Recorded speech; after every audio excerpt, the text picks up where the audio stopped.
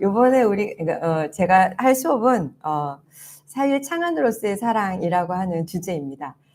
보통 우리가 사랑 그러면 대단히 어떻게 보면 딱 떠오르는 단어들은 정동적인 용어들, 뭐 감정적이고 뭐 어떤 육체적이고 네, 이런 것들을 떠오르는데 어떻게 사유의 창안? 네, 창안이라고 이게 번역을 했지만 어쨌든 사유라고 하는 것을 만들어내는, 그죠? 사유를 만들어내는 것으로서의 사랑을 정의하고 있는 알랭 바디유의 이야기를 여러분하고 함께 나눠보려고 합니다. 알랭 바디유 선생님은 이제 제 지도 교수였고요. 그리고 지금은 거의 90세에 가까운 37년생이신데 이렇게 그래도 살아계시고 건장하신 장녀까지도 이렇게 책을 내셨고 아마도 앞으로도 계속 책을 내시지 않을까 싶습니다. 그런 분이신데 그분의 우리나라에서도 번역이 돼 있어요. 저는 이제 이렇게 원래는 플라마리옹에서 나왔는데 이 문고판으로 책을 구입을 했고요. 그리고 우리나라에서는 이렇게 사랑예찬이라고, 조재롱 선생님은 개인적으로 제가 프랑스에서 조금 서영순 선생님 알랭 바디유 밑에 제자와 친해서 그 친구거든요. 이사할 때도 좀 도와드리고 막 이랬었는데 어쨌든 조재롱 선생님이 번역을 하셨습니다. 이 알랭 바디유의 이 사랑예찬이라고 하는 책을 중심으로 우리는 같이 볼 건데요. 도대체 생각을 만들어낸다 라고 하는 그런 사랑은 뭘까라는 걸 우리가 같이 보도록 합시다. 자, 첫 번째 알랭 바디유 사랑예찬에 대해서 제가 좀 소개를 해드리겠습니다. 바디유의 저술 사랑예찬 엘로지 드 라무르는 2008년 7월 14일 아비뇽 페스티벌에서 이루어진 사유들의 연극 시리즈 일환으로 바디유와 나눈 사랑에 관한 공개 대담을 책으로 엮은 것이다. 네, 여기서 7월 14일에 주목하셔야 될 것은 까토르즈 주이에라고 하는 이 프랑스 혁명을 기념하는 아주 프랑스에서는 대대적인 축제의 어떻게 보면 가장 큰 국가적인 축제의 날입니다. 그래서 이날 아비뇽 페스티벌이 벌려졌다라는 것은 대단히 뜻깊고 의미 있는 이야기이기도 하죠. 우리 각주를 잠깐 보시면요, 우리 여기 사유들의 연극 시리즈라고 하는 일종의 아비뇽 페스티벌에서 진행되고 있는 프로그램 이름인데요. 이 프로그램 이름이 도대체 무엇인가를 좀 잠깐 보려고 합니다. 자, 이 프로그램 이름은 프랑스의 연출가 앙뚜안 비테즈의 작품에서 연유한 것으로 프랑스에서 가장 오래된 세계적인 연극 축제인 아비뇽 연극 페스티벌에서 철학자, 사회학자, 역사학자들이 참여하여 관객들과 함께 연극 무대에서 마치 연극을 상연하는 것처럼 이렇게 대담 형식으로 진행되는 프로그램을 말합니다. 2004년에 ዣ크 데리다를 이어서 장르익 낭시 등 많은 사람들이 참여를 하였고요. 이후로는 이 대담을 책으로 엮어냈습니다. 그래서 알랭 바디유의 사랑예찬에 한글 번역판을 또 참조해 보시면 더 구체적으로 나와 있고요. 그래서 이 비테즈, 우리 여기 얘기했던 앙뚜안 비테즈라는 사람의 작품 속에서 연유된 이름이다라는 건데, 사실상 바디유는 앙뚜안 비테즈와 함께 작업을 하기도 했습니다. 붉은 스카프라고 하는 에샤프 호즈라고 하는 오페라 극을 바디유가 썼는데, 이 앙뚜안 비테즈에 의해서 이 오페라 극이 상연됐습니다. 그래서 이 앙뚜안 비테즈와 이 알랭 바디유와는 좀 각별한 사이이기도 한데요. 그런 어떤 그 일환으로 어쨌든 이 공개 대담이 아주 성황리에 이루어졌고, 이 성황리에 이루어진 이 공개 대담을 이렇게 책으로 내놓은 것이죠. 자, 여기서 사용하고 있는 사랑예찬이라는 단어는 이 책 결론에서 밝히고 있는 것처럼 장르 고다르의 칸타타 형식의 영화 사랑예찬에서 영감을 받은 것이라고 밝히고 있습니다. 그러니까 사랑예찬이라고 하는 영화가 고다르에 의해서 상연이 되었는데 거기서 영감을 받아서 우리 이 책의 이름을 사랑예찬이라고 하자라고 했다는 거죠. 이 고다르와도 알랭 바디유는 또 각별한 어떤 또 사이이기도 한데요. 고다르 영화에 출연도 했습니다. 네, 우리 알랭 바디유는 연극 배우로서 자신의 삶을 출발하기도 한 사람이고 이렇게 영화로도 출연을 한 그런 철학자입니다. 자, 이 예찬이라는 말이 이 용어가 꽤 마음에 들었는지 바디우는 이렇게 2008년 이 책을 출판한 거 외에도 2013년 연극 예찬, 2015년 수학 예찬, 23년 철학 예찬, 23년은 작년이죠. 라는 제목의 책을 출간하기도 했습니다. 바디우가 연극 배우기도 했으며 그래서인지 연극에 대한 애정이 남다르고 사랑을 찬미하는 철학자라는 점, 또 수학적 존재론을 주장할 만큼 수학에 정통하며 그리고 철학의 선언이라는 책을 존재와 사건 이후에 항상 시리즈로 철학의 선언 1, 존재와 사건의 두 번째인 세계의 논리라는 책을 내고 낸 뒤에도 철학의 선언 2, 그리고 존재와 사건 세 번째인 내재성의 논리를 내재성의 진리죠. 내재성의 진리를 출간한 다음에 아직은 철학의 선언 3이 나오진 않았어요. 근데 나오지 않을까라고 생각이 들어요. 왜냐하면 주저서 이후에 항상 철학의 선언을 얘기하면서 자신의 주된 사유를 정리하고 있기 때문이죠. 자, 이렇게 시리즈로 출간할 만큼 철학에 대한 고집스러운 애정을 볼 때 앞선 4가지 제목이 예찬은 아마도 당연한 귀결일 것이다. 여기에 앞으로 바디우에게서 어떤 제목이 예찬이라는 단어가 붙은 저술이 더 나올지는 모를 일이지만 말이죠. 자, 사랑으로 시작하지 않는 자는 철학이 무엇인지 결코 알지 못할 것이다 라는 향연에서 플라톤을 대변하는 소크라테스의 언급을 통해 한 사람의 연인이기도 하면서 철학자이기도 한 바디우가 본인을 소개하며 이 책을 시작합니다. 사랑을 해보지 않고 어떻게 철학을 논할 수 있겠는가? 자, 이것이 향연 속에 아가톤 집에 모인 대화자들이 함께 다룰 주제를 선정함에 있어 에로스를 취하게 되는 이유입니다. 모두가 사랑을 하며 누구보다도 에로스에 관한 한 할 말이 매우 많을 것 같은 그런 참가자들이 모여서 만장일치로 에로스라는 주제를 선정하고 대화를 시작합니다. 그런데 에로스와 철학에 그런 관계가 있는가? 라고 제가 묻는 거죠. 그래서 곰곰이 생각해 봤습니다. 에로스와 철학, 그러니까 철학을 하려면 사랑하지 않으면 불가능하다라는 얘기잖아요. 사랑하지 않고 어떻게 철학을 논할 수 있는가? 이 얘기는 참 어떻게 보면 도발적이고 어떻게 보면 그래? 라고 다시 한번 생각을 하게끔 하는 그런 말입니다. 그래서 제가 사랑했던 생각들, 사랑했던 경험들, 순간들을 생각해보며 사유에 대한 것에 대해서 떠올려 봤는데 진정으로 사랑을 했던 그 순간 어떻게 보면은 나의 머릿속에 사유라는 것은 본격적으로 작동되지 않았을까라는 생각이 듭니다. 온갖 가지 생각들이 온갖 가지 어떻게 보면 창의적인 생각과 어떻게 보면 절망적인 생각 그 모든 생각들이 뒤죽박죽하면서 가장 많은 생각을 했던 게 어떻게 보면 사랑을 하면서였다라는 생각이 들면서 정말 사랑을 해본 사람이 모두 다일까? 모두 다가 사랑을 해봤을까? 그러니까 사랑을 해본 사람은 어떻게 보면은 아주 귀한 경험을 한 거잖아요. 근데 그것을 모두 다가 경험한 걸까? 여기는 좀 퀘스천 마크가 묻더라고요. 모두 다가 반드시 사랑을 하는 건 아닐 수 있겠다. 그리고 단 한 번의 사랑을 하는 걸까? 또 그것도 퀘스천 마크가 붙더라고요. 한 번이 아니라 여러 번 사랑할 수도 있고 혹자는 한 번만 사랑할 수도 있고 혹자는 한 번도 사랑하지 않을 수도 있다. 이때 사랑이라고 하는 것은 정말 사랑이라고 말할 수 있는 사랑인 거죠. 네, 뭐 이렇게 썸을 타는 것도 아니고 감정이 잠깐 왔다 갔다 혼란스러운 그런 감정도 아니고 어떤 유혹 같은 그런 감정도 아니고 정말 사랑이라고 내가 말할 수 있는 진한 사랑 이런 것은 정말 한 번 아니면 여러 번이 올 수도 있지만 한 번도 없는 사람도 있겠다라는 생각이 들었어요.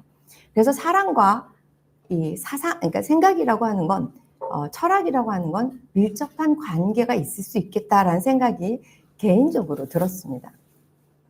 자, 바디우의 철학적 사유는 개인적으로 볼 때 매우 체계적이고 논리적이며 단언컨대 철학적 함축 수위가 매우 높은 추상적 사유를 요구합니다.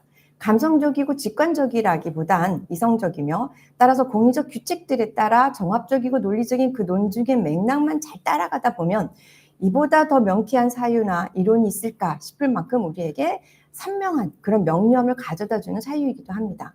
그런데 사랑이라니 네. 왠지 사랑은 명료하지 않을 것 같아요. 근데 사랑이라니. 네.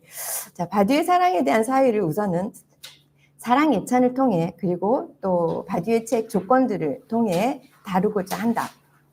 이거 외에도 철학과 사건이라고 하는 바디우의 대담을 다루고 있는 책이 있어요.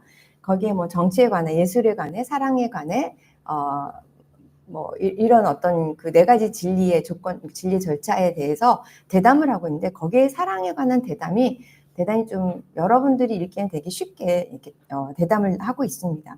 그것도 같이 보려고 했는데 전체적인 내용에 다 녹아 들어가는 중복되는 내용이어서 그냥 스킵을 했습니다. 자, 앞으로 다룰 내용은 때로는 논의 중심의 주제를 따라서 혹은 각 저술에서 다루고 있는 내용을 필요하다면 분리해서 다룰 것이다. 자, 본격적으로 본문에 들어가서 사랑의 재발명과 사랑 보호하기입니다.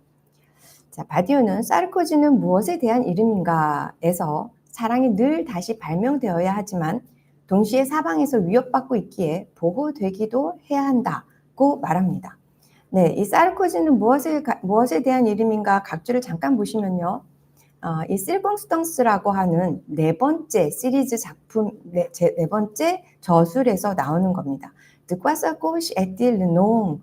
네, 사르코지는 여러분들도 잘 알다시피 이 당시에 이 2007년 당시에 프랑스의 대통령이었죠. 지금은 이제 아니지만 어쨌든 이 사르코지에 대한 이야기를 쓰고 있는 거죠. 사르코지는 공화당 출신이었고 대단한 보수의 입장이었기 때문에 진보주의일 뿐만 아니라 마오주의자를 자칭했던 그리고 지금도 꼬미즘을 얘기하고 있는 바디우가 좋은 얘기를 할 리는 없겠죠. 네.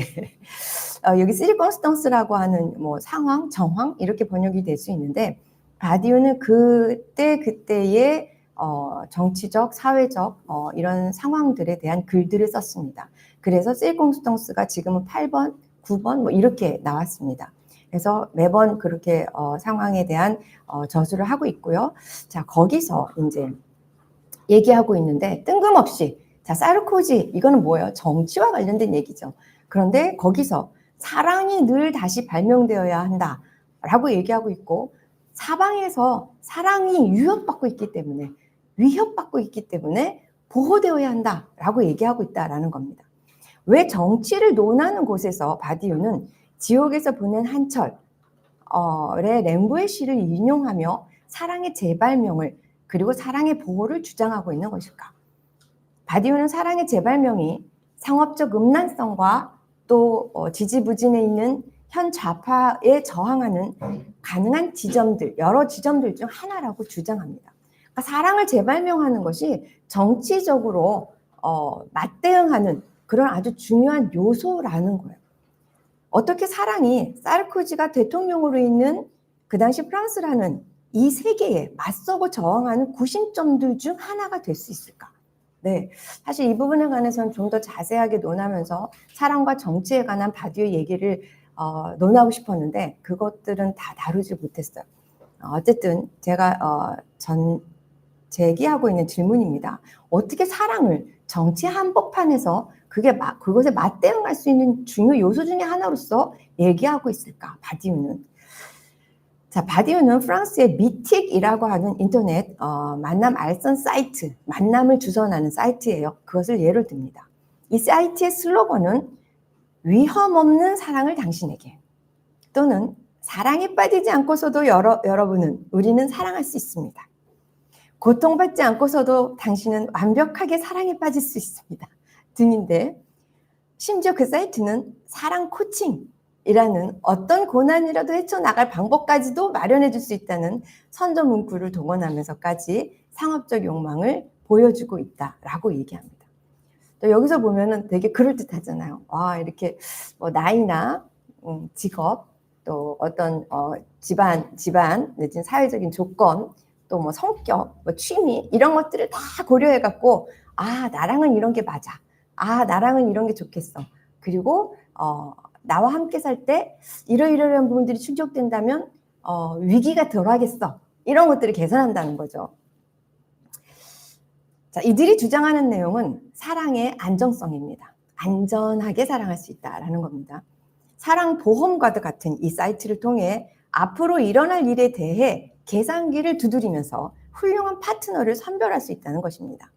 이러한 위험 제로의 사랑은 모든 우연이나 만남, 즉 사랑적인 실존적 시성마저도 사랑을 하게 되면 우리가 모두 시인이 되죠.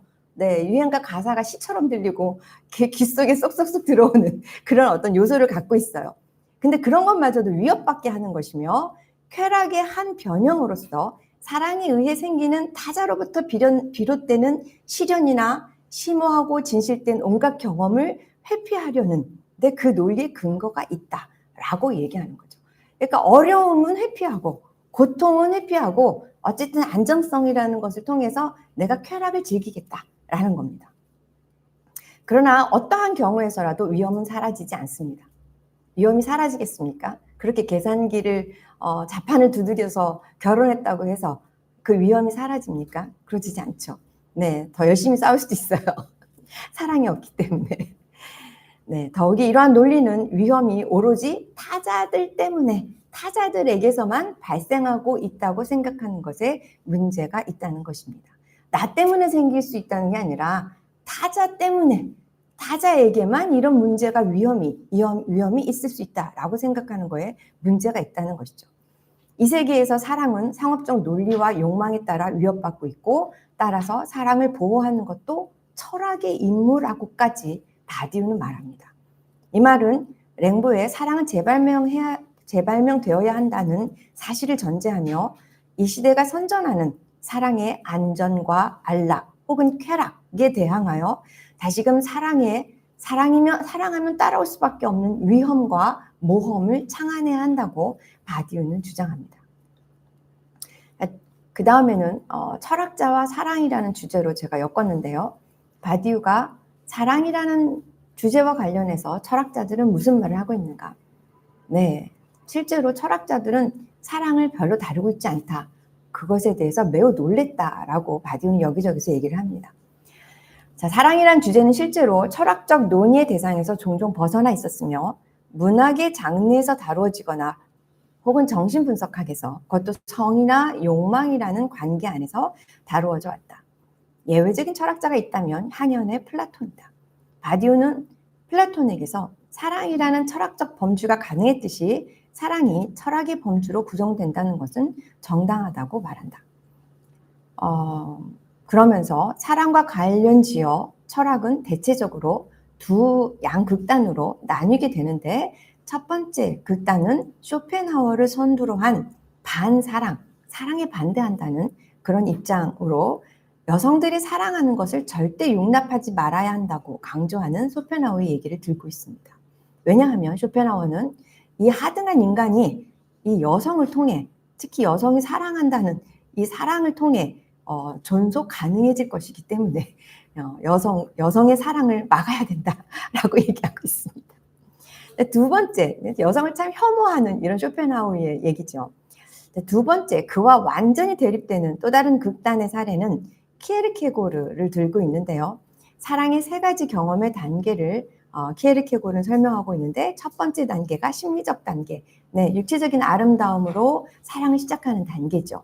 두 번째가 윤리적 단계, 사랑을 고백하며 사랑에 대한 영혼을 약속하는 단계라고 얘기할 수 있죠. 종교적 단계, 이 종교적 단계라고 하는 것은 어떻게 보면 최상의 단계로서 결혼이라는 과정을 통해서 정말 하나님이 세상에서 인간을 만들고 부모를 떠나 한 몸이 될지어다 라고 하는 그 논리가 온전히 실현되는, 그래서 최상의 단계, 종교적 단계, 사랑이 온전하게 이루어지는 단계라고 얘기하고 있습니다. 잘 아시다시피 키에르케고르는 유신론적인 실존주의자입니다. 그에게서 결혼은 일반적으로 인식하는 방랑하는 사랑의 위험에 대항하여 사회적 관계를 강화하는 것이 아니라, 말이 좀 어려운데 무슨 말이냐면 결혼이라는 것을 통해서, 결혼이라는 형식을 통해서 뭔가 불안한 관계, 이렇게 바람을 필 수도 있고 아니면 헤어질 수도 있고 이런 어떤 불안한, 이런 방랑하는 사랑에 위해 사회적 관계, 이런 결혼이라는 관계를 통해 사회적 관계를 강화해서 좀 덜 쉽게 헤어지게 한다라고 하는 그런 일반적인 통속적인 어떤 생각, 결혼을 생각하는 것이 아니라 신실한 사랑의 본래 목적을 실현하는 것으로 인식되고 있다고 바디우는 구현합니다. 네, 뭐 키에르케고르적인 어떤 사유에 근거한다면 결혼이라고 하는 것은 이런 온전한 사랑이 완전히 실현되는 그런 것이겠죠. 그게 바디우는 신기하다라고 얘기를 하고 있는데 저는 이런 바디우의 생각이 신기했습니다. 네. 네. 키에르케고르처럼 보면 사랑은 유혹을 초월하여 결혼이라는 매개를 통해 인류의 이상에 다다를 수 있는 하나의 방법인 것입니다. 네, 바디우의 이런 생각이 신기했다라는 것은 저는 양면을 다 갖고 있다고 생각해요. 아무리 형식적으로 그걸 고정시키고 사회적 관계를 강화시키는 게 결혼이라고 하지만 그것만으로 사람들은 결혼하지 않거든요. 그래도 내면에 나는 이 사람하고 행복하게 평생을 함께 할 거야. 그 순간만큼은 그런 마음을 갖고 사랑을 하고 결혼을 한다라고 생각하기 때문이죠. 어쨌든 키에르케고르는 이렇게 인류의 이상에 결혼을 통해 결혼이라는 매개를 통해 인류의 이상에 다다를 수 있는 그런 방법으로 사랑을 얘기하고 있다라는 거죠. 그러나 바디우는 키에르케고르 자신도 레기네 올센과의 세 번째 단계로 이행이 실패한 장본인이 되었음을 지적하며 이렇게 이성적 목적에 다다른다는 것이 실상은 유지되기 어렵다는 점을 간과하지 않고 지적하고 있습니다. 잘 아시다시피 키에르케고르는 이 레기네 올센과의 정말 깊은 사랑을 나눴고 그와 약혼을 했고 결혼을 약속했지만 결국은 결혼을 하지 못하고 결혼에 파기합니다. 그리고 레기네 올센은 다른 사람과 결혼을 하죠. 다른 사람과 결혼할 때도 키에르케고르는 너무나 고통스러워했고 그리고 본인이 어쨌든 이 세 번째 단계로 이행하지 못한 어떤 그런 어떻게 보면 불안이라고 하는 그런 어떤 감정을 갖고 있었다라는 것을 알 수 있는데요. 네, 그거는 이제 키에르케고르 자신에게 좀 물어보는. 네, 그래서 뭐 불안과 관련된 이 키에르케고르의 책들이 많죠. 뭐 이것이냐 저것이냐, 뭐 전율과 공포, 뭐 불안과 관련된 이런 책들 속에 대부분 정말로 이 불안과 관련된 심리적인 어떤 얘기들을 다루면서 종교적인 이야기들을 다루고 있습니다. 자, 철학에 이런 두 가지 경향이 있어요. 한쪽으로는 아주 극단적인 여성 혐오, 사랑을 반대하는, 또 다른 한쪽으로는 사랑을 아주 고귀한 것으로, 초월적인 것으로, 종교적인 차원으로 얘기하는 이런 두 경향이 있는데, 이런 것과는 달리 플라톤에게서는 사랑의 도약을 통한 보편의 씨앗을 발견할 수 있다고 바디우는 말합니다. 즉 사랑의 도약, 그러니까 사랑은 개인적으로 시작되지만 그것의 도약을 통해서 보편성이라고 하는 것들을 발견한다라는 거죠. 즉 사랑의 경험은 플라톤이 이데아라고 부르는 것으로 향하게 하는 일종의 도약을 가능하게 합니다. 아름다운 미소년의 육체를 보면서 이 당시에는 미소년과의 어떤 인격 있는 그리고 인격을 갖고 있고 지식을 갖고 있는 어른의 사랑이라는 것을 인정하고 있었기 때문에 이런 어떤 미소년에 대한 육체를 얘기하고 있는데요. 이런 미소년의 육체를 보면서 아름다움 그 자체에 대한 사유의 길로 접어들게 된다는 그런 예를 얘기하고 있습니다. 비록 젊은 이 어린 아름다운 육체를 가진 우리가 뭐 미켈란젤로의 다비드상을 보면 어린 그 소년의 육체를 볼 수 있잖아요. 그런 아름다운 육체를 보고 있는 그 아름다움, 개별적인 아름다움에서 플라톤은 그냥 거기서 끝나는 것이 아니라 정말 이 소년이 아름답구나. 그런데 도대체 아름다움이란 무엇일까? 라고 하는 아름다운 그 자체에 대한 생각으로까지 확장되고 발전되고 나아간다라는 겁니다. 향연 속 소크라테스를 통한 디오티마의 이야기 중 사랑에 관한 사다리의 비유는 사다리는 이게 올라가는 거잖아요. 그래서 육체적인 어떤 사랑부터 시작해서 정신적인 사랑 그리고 육체적인 사랑이 아이를 낳는 생산적인 사랑이라고 한다면 정신적인 결과물을 낳는 이런 어떤 사랑 그리고 그 사랑이라고 하는 것은 결국은 선의 이데아라고 하는 진리 그 자체를 탐구하는 사랑으로까지 올라가는 그런 사다리의 비유를 얘기하고 있는데 마지막에 소크라테스를 통한 얘기 속에 더 높은 곳인 선의가 아니라 선의 이데아로 나아가는 에로스의 여정을 담고 있다.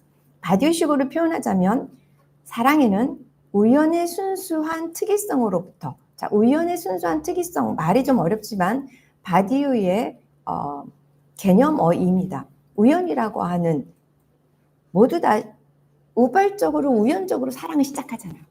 개인의 경험이. 그렇죠? 그리고 그 경험은 아까도 얘기했듯이 매우 특별한 특이한 경험입니다. 근데 이 특별하다는 것은 너도 특별해 저도 특별해 이런 어떤 공유될 수 있는 특별함이 아니라 오로지 한 번밖에 있을 수밖에 없는 단독적인 유일한 생귤리에하다라고 하는 특이성입니다. 그래서 아주 순수하죠. 이런 우연의 순수한 특이성으로부터 출발하지만 보편적 가치를 지니는 한 요소로의 이행을 가능하게 하는 경험이 이 사랑 안에 존재한다라고 이야기합니다. 오늘날 우리가 말하는 사람들은 자신들의 이익만을 쫓고 있다라고 할 수 있는데 사랑은 이에 대한 반증을 보여주고 있는 것이고 사랑은 이익만을 챙기는 교환처럼 인식되지 않으며 미리 수익성을 생각하고 투자하는 투자자처럼 계산되지 않습니다. 사랑은 우연한 만남을 통해 생기는 믿음이며 차이에 대한 근본적인 경험이 만들어내는 지점들. 차이는 나와 너라고 하는 다름이 있기 때문이죠. 차이에 대한 사유 안으로 우리를 데려간다라는 겁니다.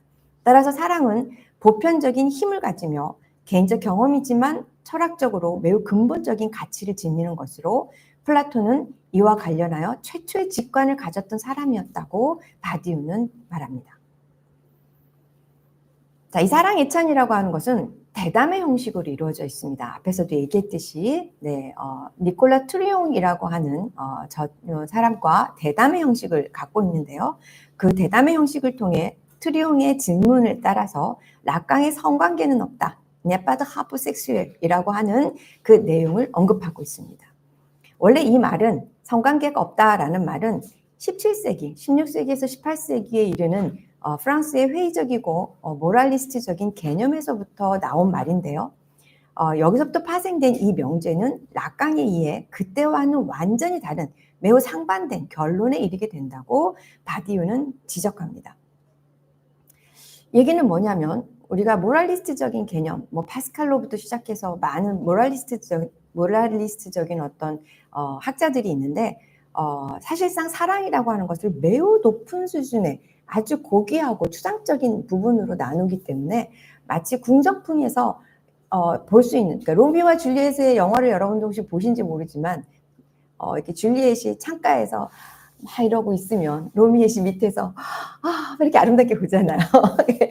말하자면 이루어질 수 없는 어떤 그 유부녀를 사랑하는 이 아래에서 쳐다보는 그 기사, 이런 어떤 그 매우 고귀하고 높은 그런 식의 어떤 사랑을 얘기하는 이런 사랑이면서 실제로 그들이 얘기하는 것들은 이런 성적인 어떤 쾌락 이런 것들을 얘기하고 결국 성적인 쾌락을 위해서 사랑이라고 하는 것은 도구에 지나지 않아 라고 역으로 얘기하는 그런 어떤 얘기들을 하고 있는데요. 뒤에 가서 좀 더 볼 겁니다. 락강은 그렇지만 그렇지 않다. 락강은 그렇지만 바디오에 의하면 그렇지 않다는 거죠. 락강의 섹슈얼리티는 관계는 없고 분리만 있다고 설명을 합니다.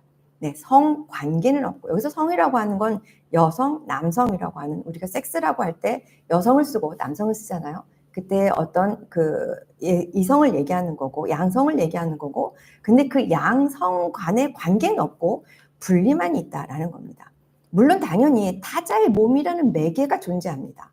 하지만 여기서 쾌락이란 언제나 자기 자신에만 몰두하는 쾌락일 뿐이며 성적인 것은 결합하지 않고 분리될 뿐임을 따라서 홀딱 벗었건 타인과 한 몸으로 붙어 있건 그것은 하나의 이미지, 상상적 표상에 불과하며 실상은 쾌락이 당신을 오히려 타자에게로부터 아주 멀리 떼어놓는다는 것임을 말하고 있습니다. 그러니까 성적인 관계, 남자와 여자와의 어떤 관계, 사실상 이거는 원칙적으로 불가능하거든요. 왜냐하면 여성은 죽었다 깨나도 남성을 이해하지 못하고 남성은 죽었다 깨나도 여성을 이해하지 못하는 것 같습니다. 20년, 30년을 살아도 갑자기 남편을 보면서 저희가 왜 저래? 라고 낯설게 느껴질 수도 있고 자기 부인을 보면서 뜻밖의 모습을 또다시 볼 수 있는 어떤 이런 모습들을 보며 사실상 어떤 그 이해할 수 있는 관계가 있다라고 하는 것은 대단히 어렵다라는 것이죠. 차이만이 존재한다라는 거예요. 그런데 우리가 이것을 관계다라고 얘기하는 건 나는 내 쾌락에만 몰두하고 있으면서 그래 나는 관계를 갖고 있어. 나는 사랑하는 사람과 관계를 갖고 있어. 상상적으로 그 이미지만 떠올린다라는 거예요. 그래서 락강은 성관계는 없다.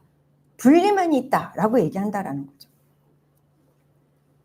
실제는 나르키소스적이며 관계는 상상적인 것으로 성관계는 없다는 것이다. 그렇다면 사랑은 성관계를 보충하기 위해 도래하는 무엇일까?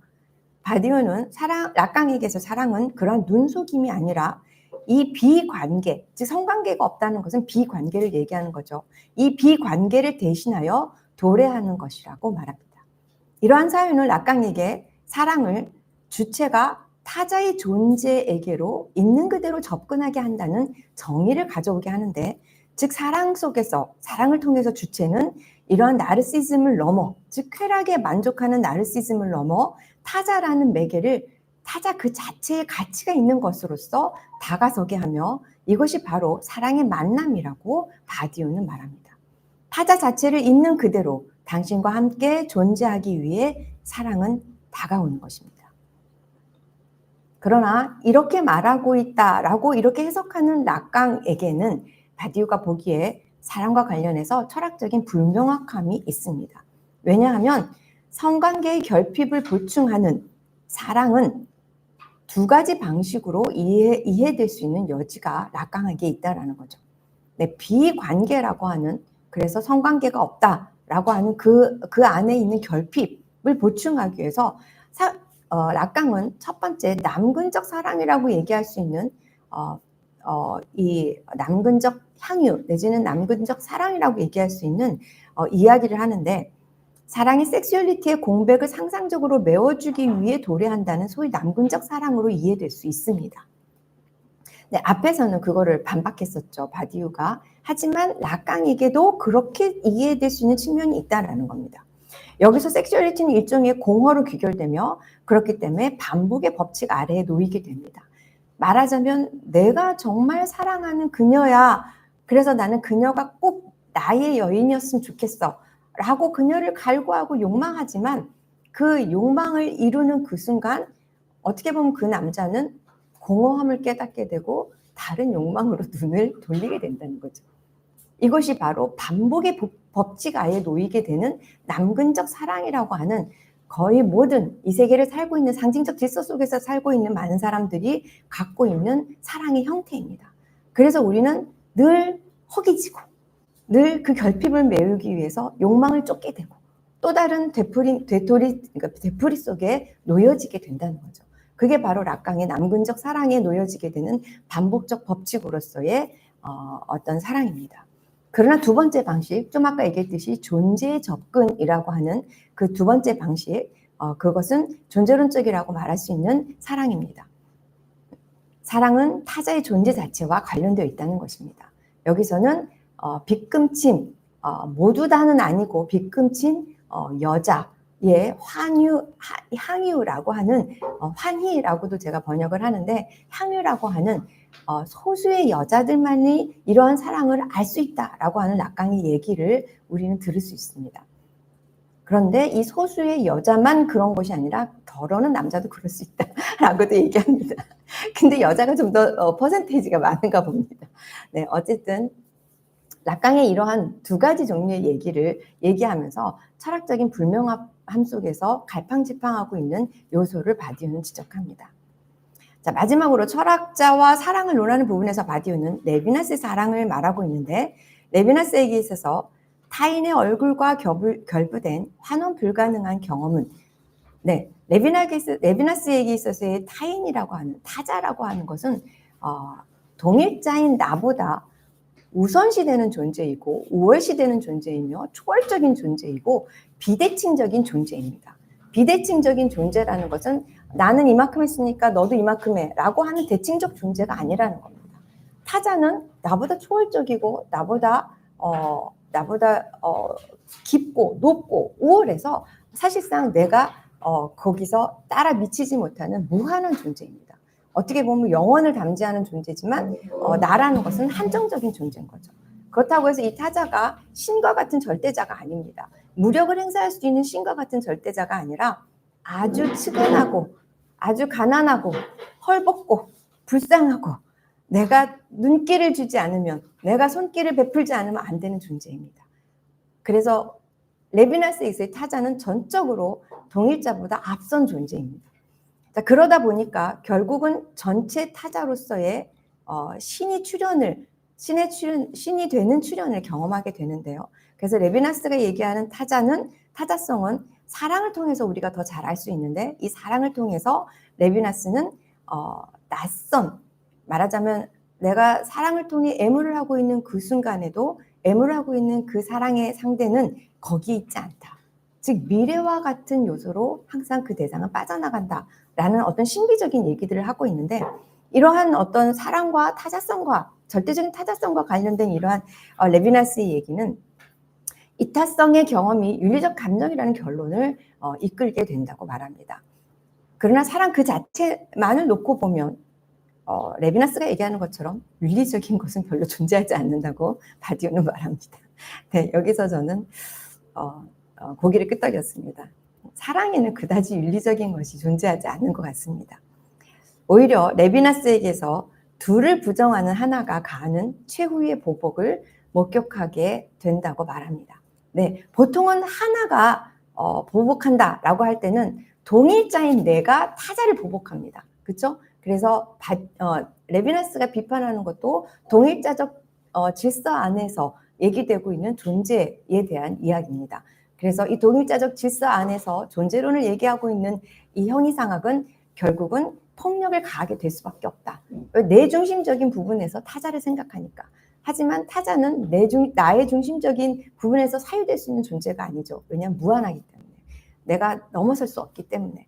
그런데 이 레비나스에게서 이 윤리라고 하는 것을 통해 결국은 타자에 의해서 하나가 보복이 되는 이런 하나가 보복이 된다기보단 이 둘이 부정되는 이러한 보복을 복격하게 된다라고 얘기하는 거죠. 바디우 얘기입니다. 바디우가 말하는 하나의 만남은 단지 하나의 경험을 의미하는 것이 아니며, 레비나스처럼 타자에 대한 하나의 경험 이런 것이 아니며 불투명한 상태로 존재하는 하나의 사건이며, 왜 불투명하냐면 내가 이렇게 썸을 탈 때 우리가 사건을 썸이라고 얘기할 수 있을 것 같은데, 누군가를 만났을 때 이게 사랑인가 아닌가 불투명하다는 거예요. 네, 불투명한 그런 어떤 하나의 사건이며 내부에서 발생하는 다양한 결과들을 통해서만 현실성을 갖게 된다는 것입니다. 근데 결국은 현실성이라는 건 이건 사랑이구나 라고 하는 것이 여러 가지 과정을 통해서 이루어지게 된다는 거죠. 즉 사랑은 바디우에게서 실존적인 제안으로 탈중심적인 관점에서 어떤 세계를 세워나가는 것이다 라는 겁니다. 그러니까 세계에 대한 둘의 경험, 즉 둘의 차이의 어떤 진리를 세워나가는 것이지 나의 경험이 아니라는 거예요. 나의 개인적인 타자에 대한 경험이 아니라는 거예요. 그렇다고 한다면 내가 누군가를 사랑한 그 사랑의 경험은 그 다음번에 다른 사랑을 했을 때 도움을 줍니다. 그죠? 나 이런 경험을 했어. 근데 여러분들이 해보셔서 아시겠지만 사랑을 한 번 했다고 두 번째 사랑이 성공적으로 이루어지고 더 잘해지진 않아요. 그때 또 다르게 허우적대고 있어요. 네, 사랑이라는 건 그렇습니다. 네, 타자에 대한 경험이 나에게 지식을 주지 않습니다. 자, 네 번째, 진리의 구축이라는 제목으로 우리는 또 보고자 하는데요. 지극히 평범한 두 사람의 사랑이 어떻게 바디우에게는 보편성을 담지 않은 진리한 절차로서 여겨질 수 있을까? 바디우에게서 우연적 만남으로 이루어진 사건은 난 널 사랑해 라는 선언을 통해 고정되며 둘이 만나는 충실성의 지난한 과정으로 둘 자체의 도래를 가능하게 합니다.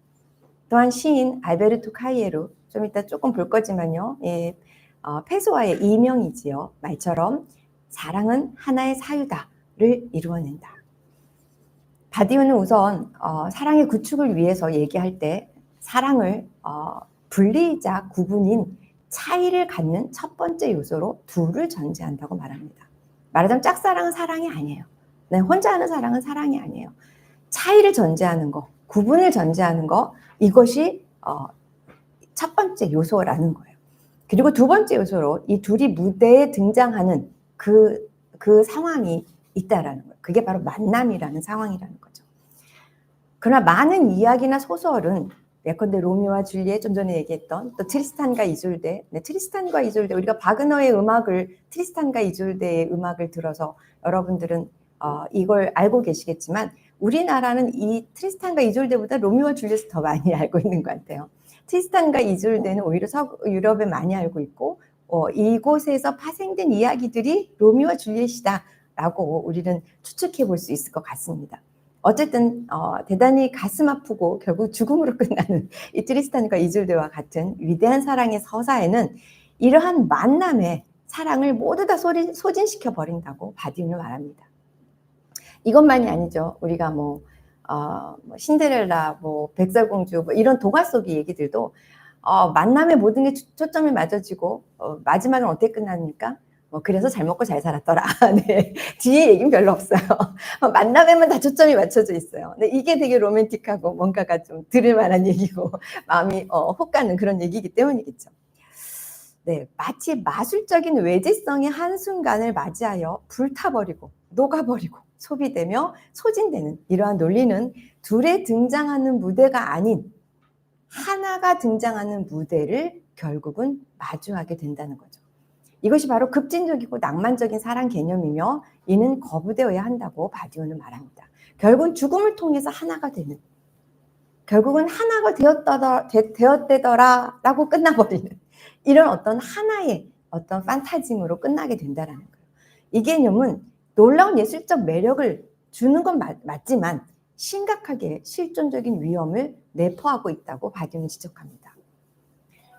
자, 바디우는 이렇게 첫 번째 이루어진 만남은 난 널 사랑해 라고 얘기하는 선언을 통해 이 만남의 사건을 확정시켜주고 또 서로에게 이런 확정을 통해 책임을 부여해 준다고 말합니다. 즉, 난 널 사랑해 라고 하는 것이 사랑이라고 하는 걸 고정시켜 준다는 거죠.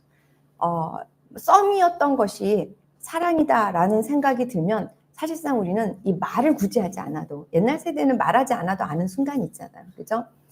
저 사람이 어떻게 하는 그 어떤 표정과 어쨌든 근데 그 순간이 있어요. 마치 난 널 사랑해 라고 하는 것을 고백하는 그 순간을 옛날 사람들은 확신하는 그 때가 있어요. 지금은 아주 이벤트를 하죠. 그죠? 이벤트를 하고 그다음부터 오늘부터 너와 나는 1일이야 막 이러면서 그 만남을 막 이렇게 세죠. 네, 어쨌든 나는 너를 사랑해 라고 하는 그 절차가 어떤 방식이든 누구에게나 있었어요. 네.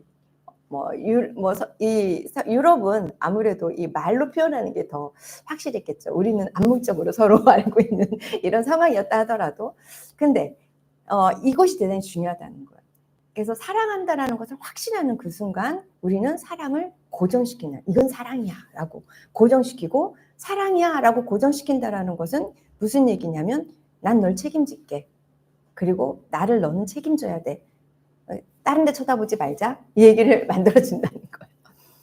자, 타인에게 이런 어떤 선언을 하고 난 이후에 자신의 몸을 맡기는 행위, 알몸으로 벗는 행위, 어떻게 보면 창피할 수 있어요. 사실상 목욕탕에 가서도 옷을 벗는 게 창피하지만 남들 다 벗으니까 이렇게 벗는 거예요. 그런데 이 사랑을 하는 사람 앞에서 어떻게 이렇게 벗을 수 있는가라는 거죠. 근데 이런 것들 등은 사랑에 대한 위임의 증거로, 즉 사랑하니까 나 자체를 너에게 다 위임할게 라는 거예요. 너는 나한테 다 위임하는구나 라는 거고요. 그 증거로 그 가치를 지니게 된다라는 거죠. 이것이 바로 우정과 사랑의 차이를 말해주고 있다고 바디우는 말합니다. 우정은 이런 육체적인 어떤 위임, 그리고 전적인 위임, 이게 육체적인 위임이라는 것은 전적인 거예요. 내 몸까지 합해서 모두 다 위임하는 거예요. 이러한 것이 없다라는 거죠. 우정에는. 사랑이 특히 지속성 안에서 우정의 모든 긍정적인 특징들을 취한다 할지라도, 우정의 긍정적인 모든 특징들은 사실상 사랑 안에 다 포함되어 있어요. 특히 나이 드신 분들, 아니면 사랑이 오래 지속이 되면 우정적인 것들이 되게 많이 들어가요. 그래서 우리는 마치 친구 같아 그래요. 하지만 친구는 아닙니다. 나이가 들어도 친구가 아닙니다. 왜냐하면 아무리 나이가 들어도 혹시 그분이 다른 사람을 쳐다보면 싫습니다. 네. 싫은 감정이 남아 있습니다. 이거는 우정은 아닙니다. 네. 그래서 우정과 사랑은 차이가 있다라는 거죠. 사랑은 타인이라는 존재의 총체성과 관련되며, 네, 타인이라는 존재의 총체성과 관련이 되기 때문에 나의 육체를, 나의 생각을, 나의 모든 것을 총체적으로 위임할 수 있다는 거예요. 육체의 위임이라고 하는 것은 이 총체성의 물질적 상징이다는 것입니다. 따라서 사랑 안에서 욕망의 효과들을 생산해내는 것은 직접적으로 욕망 때문이 아니라 이 사랑의 선언 때문에, 사랑 때문에 욕망이 그 효과를 발휘한다는 거죠. 대단히 참 바디우가 멋진 것 같습니다. 네, 사랑하는 사람, 저는 저희 아들한테 아들이 그 혼전순결, 아니면 육체적인 관계라는 것을 사랑하지 않고도 가질 수 있는가, 이런 질문들을 많이 합니다. 그런 얘기를 할 때 저는 이제 엄마로서, 제가 이제 엄마가 아니라 친구라면 다르게 얘기할 수도 있겠죠. 근데 엄마로서 성적인 관계를, 육체적 관계를 가진다는 건 아주 고귀한 것이다. 아무거나가 아니다. 그렇기 때문에 나는 너가 정말 사랑하는 사람과 관계를 가졌으면 좋겠다. 아주 귀한 것이다. 그래서 사랑하는 사람과 관계를 가졌으면 좋겠다. 라고 얘기를 했어요. 그런 얘기를 했는데, 얼마 전에 저는 학교에서 아이들에게 폴리아모리라고 하는 주제로 토론을 시켰습니다. 우리 아들한테 그렇게 얘기했는데 폴리아모리, 네, 여러 사람을 사랑할 수 있다, 동시에 사랑할 수 있다라고 하는 주제로 토론을 시켰는데, 이거에 대해서 찬성하는 사람이 있을까? 이걸 토론으로 괜히 시켰나? 물론 아이들이 그걸 하겠다고 해서 시킨 거예요. 라고 생각을 했는데, 웬걸요? 반도 더 되게 폴리아모리를 긍정하는 거예요. 자유로운 연애를 하고 싶대요. 네. 그 얘기를 했더니, 우리 지난주가 아니죠. 지지난주에 우리 여기 강의를 들으시는 여러분들 중에도 많은 분들이 아주 긍정적으로 끄떡이시더라고요. 네.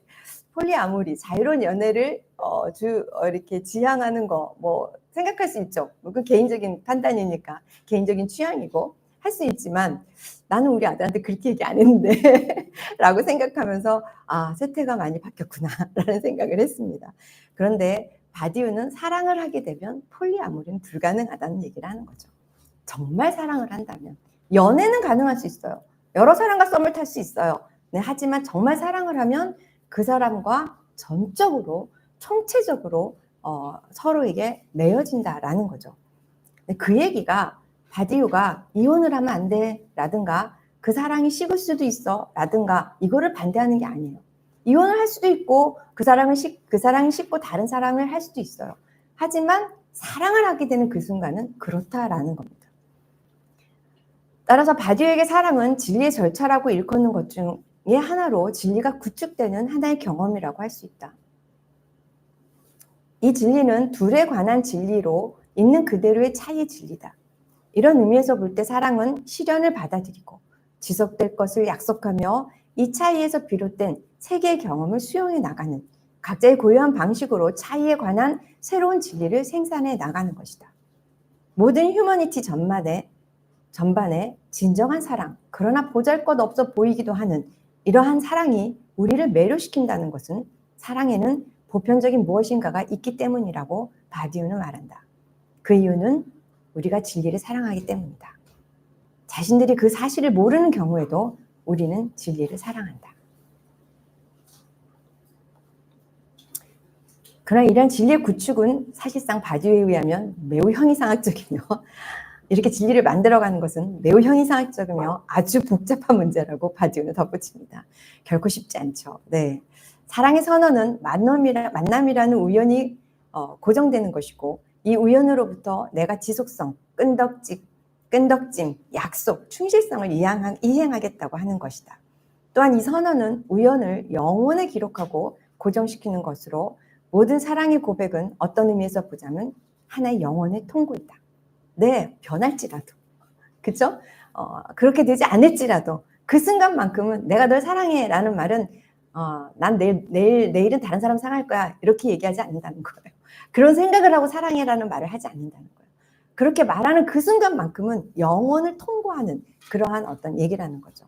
사랑은 우연에서 시작되어 이렇게 영원을 제한하게끔 하는 아주 매우 드문 경험 중 하나이다.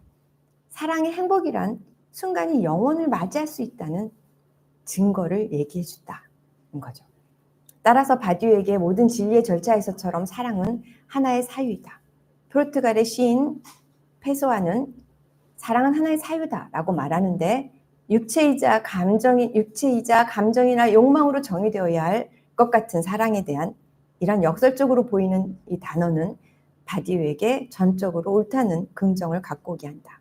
이러한 사유와 몸의 관계는 아주 특이하며 필연적으로 폭력이 각인되어 있다. 비극과 분노와 절망과 죽음에까지도 이르게 하는 폭력을 사랑이라는 이름을 통해 경험하기도 하는 것이 사실이라며 바디우는 특히나 많은 예술 작품 속에 사랑은 이러한 폭력을 다루고 있다고 말합니다. 각주 페소아 잠깐 볼게요. 바디우는 비미학이라고 하는 이네스테틱이라고 하는 책 속에서 시인들을 다루면서 그 중에 페소아라고 하는 시인을 아주 많은 영역을 할애해서 다룹니다. 이 앞부분에 잠깐 읽어보면 페소아라는 시인과 작품들을 통해 페소아와 동시대인이 되기 위한 철학적인 과업을 살핍니다. 그러니까 페소아와 동시대인 되기라는 거죠. 페소아는 자신의 이름 외에도 알베르트 카이에루, 알바르 드 캠푸스, 리카츠 레이스라는 이름 이외에도 한 70개의 이름이 있습니다. 그런데 이 4가지의 이름이 가장 많이 등장하는 이름이고요. 특별히 사랑과 관련된 이야기는 여기 카이에루라고 하는 이름으로 많이 얘기를 하고 있습니다. 아주 절절하고 너무나 아름답습니다. 그런데 이렇게 활동한 이 페소아는 4가지 이름 하에 4명의 시인의 각기 완성된 작품 세계를 보여준다는 경이로움을 갖고 있습니다. 같은 사람이 썼어요, 페소아가. 그럼에도 불구하고 그 지배적인 모티브와 또 사용하고 있는 언어, 이러한 것들이 너무나 달라서 하나의 완성된 예술적 짜임을 이루고 있다고 바디우는 경탄을 금하지 못하고 있습니다. 그리고 페소아가 사용하고 있는 이 이명성은 우리가 얘기하는 가명과는 다릅니다. 가명이라고 하는 것은 동일인을 얘기하고 어떻게 보면 가명 속에서 가명으로 자신의 정체성을 숨기는 것이라고 한다면 이명이라고 하는 건 각각의 이명의 정체성이 다 따로 있어요. 그러면서 이루고 있는 부분이죠. 물론 이제 바디우가 여기서 페소아가 동시대인이 되고 싶다라고 하는 얘기는 페소아가 근대와 탈근대를 모두 다 공유하는 시인이다라는 거예요. 그래서 이와 함께 어떤 현대성을 보고 싶다라고 얘기를 하고 있습니다. 다시 원문으로 갈게요. 다시 원문이 아니라 본문으로 가겠습니다. 맨날 강의할 때 쓰는 말입니다. 원문. 네. 자, 지금 시간이 많이 모자르죠? 네, 괜찮습니까? 네, 알랭 바디우의 조건들이라고 하는 책에서 얘기하고 있는 사랑입니다. 네, 지금까지 봤던 내용들이 겹쳐져요. 그리고 철학가 사건이라고 하는 내용에서도 겹쳐지고 하지만 어쨌든 그 조건들에서 얘기하고 있는 얘기들도 한번 보도록 하죠. 바디우는 조건들이란 책 속에서 사랑에 대한 고전적 정의를 거부합니다. 네, 앞에서도 우리가 고전적인 낭만적인 어떤 하나로 융합되는 개념 뭐 이런 것들 거부하고 그랬죠. 근데 이제 고전적인 정의를 거부하는데 이 고전적 개념은 첫 번째로 사랑에 대한 퓨전이라고 우리가 이제 퓨전이라고 얘기하는 융합적 개념입니다. 바디에 의하면 한 구조 속에 주어진 둘에 의해 황홀의 하나를 만드는 것이 사랑이 아니라는 거죠. 이제 퓨전이라고 하는 것은 합쳐진다는 거잖아요. 즉 여성과 남성이 그러니까 둘이 있다라고 하는 건 여성과 남성을 얘기하고 있지만 동성을 제외하는 게 아닙니다. 바디우는 동성 간의 사랑도 있을 수 있다라고 얘기하고 하지만 동성 간의 사랑에서도 여성의 역할과 남성의 역할이 대부분 나눠진다라고 얘기를 하면서 어쨌든 차이라고 하는 두 성이 있다는 것은 여전히 존재한다라는 거죠. 동성애적인 사랑에서도. 그래서 이 차이라고 하는 것을 인정하는 것이 아니라 이 융합적인 어떤 사랑에 대한 개념이라는 것은 하나로 합쳐진다. 좀 전에 얘기했듯이 보통 우리가 이제 기독교적인 어떤 그 개념을 얘기하면서 하나가 된다. 부모를 떠나 하나가 된다라는 얘기라든가 아니면 주례사에 늘 있는 말처럼 검은 머리가 팥뿌리, 흰 머리가 되도록 팥뿌리가 되도록 뭐 이런 얘기를 하면서 하나가 되어 잘 살아라 뭐 이런 얘기 하잖아요. 근데 이런 어떤 하나의 개념이 우리는 그것에 대해서 당연하다고 생각하고 있죠. 당연하다고 생각하는데 이 하나라는 개념에는 가부장적인 어떤 우리나라의 질서 속에서 보자면 남자 의견에 종속되고 복종되는 그런 어떤 하나의 질서로 융합되는 그런 사랑의 개념이 있었다라고 얘기할 수 있는 거죠.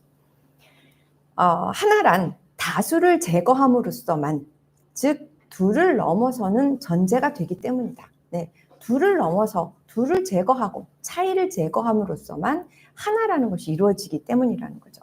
이러한 것은 사랑이라는 진리의 절차에서 잘못 빚어진 파국이나 재난일 뿐이다 라고 얘기하고 있어요.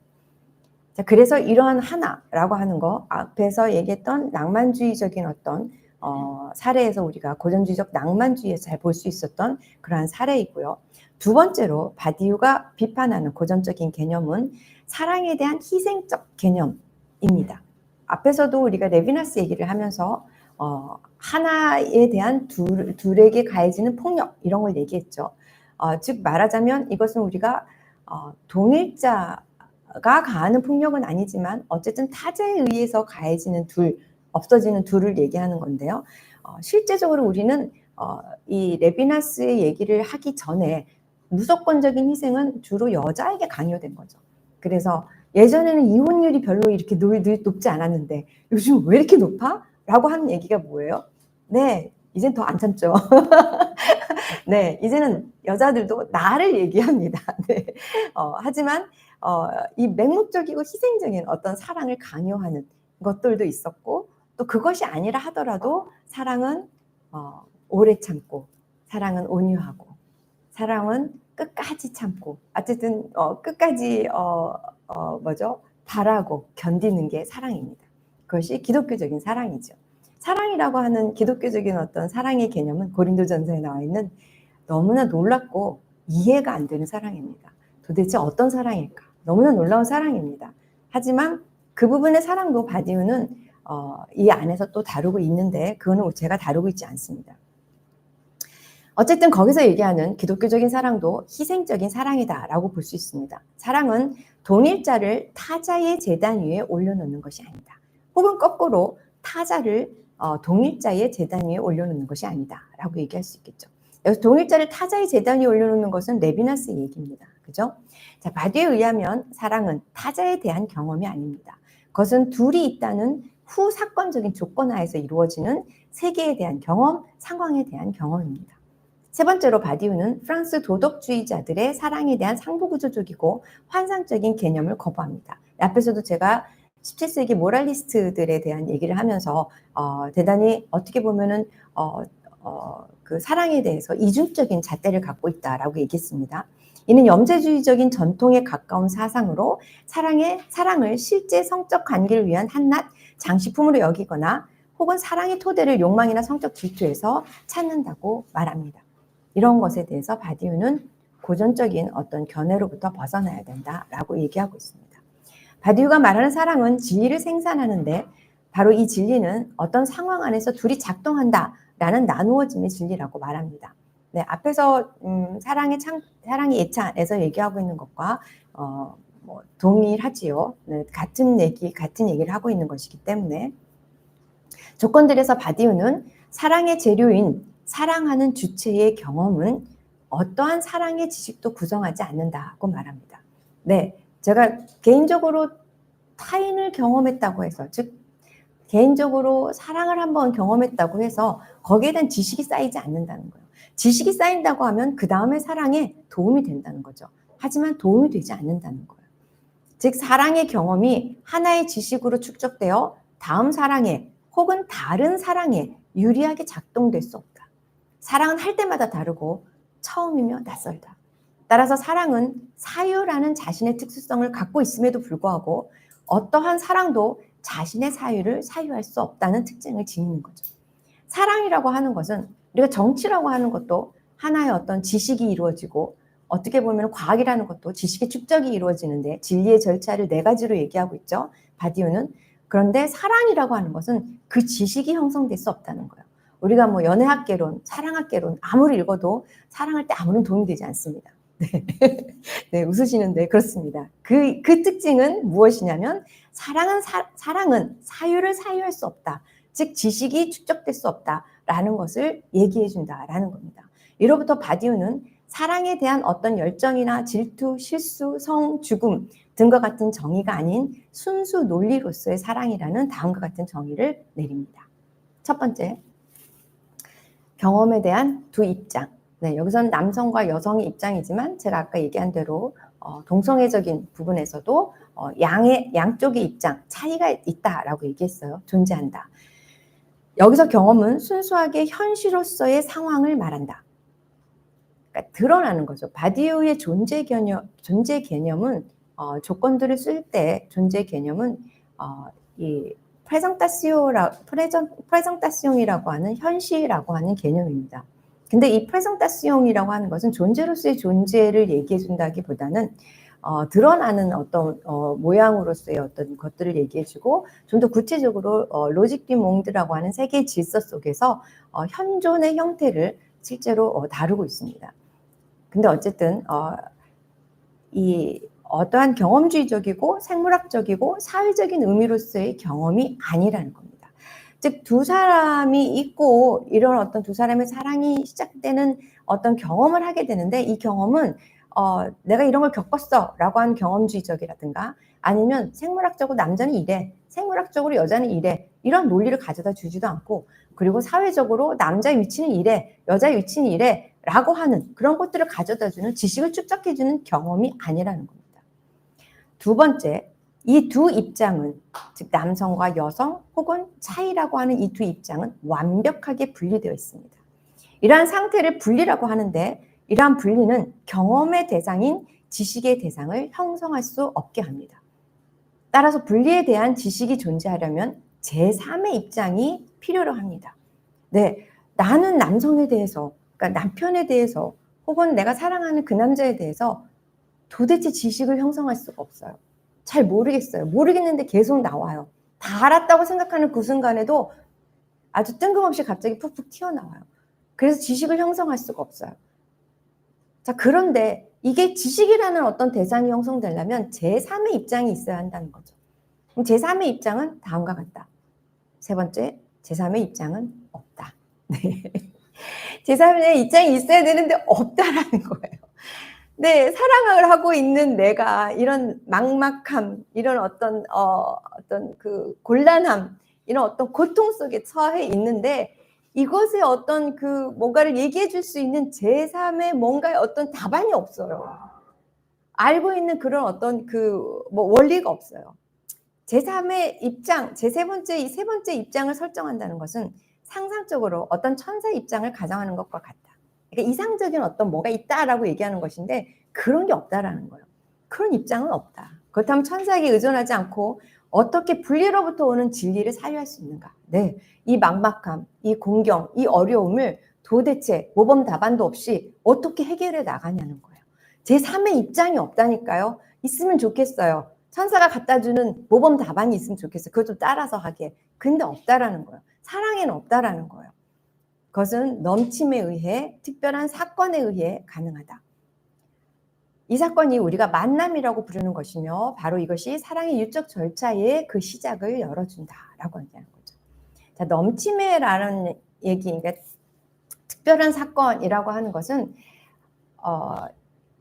바디우가 얘기하는 그 사랑이라고 하는 것은 말하자면 제3의 뭔가를 얘기하고자 할 때 제3의 것이 없는 상황에서 사실상 그 차이를 있는 그대로 인정하며 내가 내 중심이 아니라 탈중심적인 사이.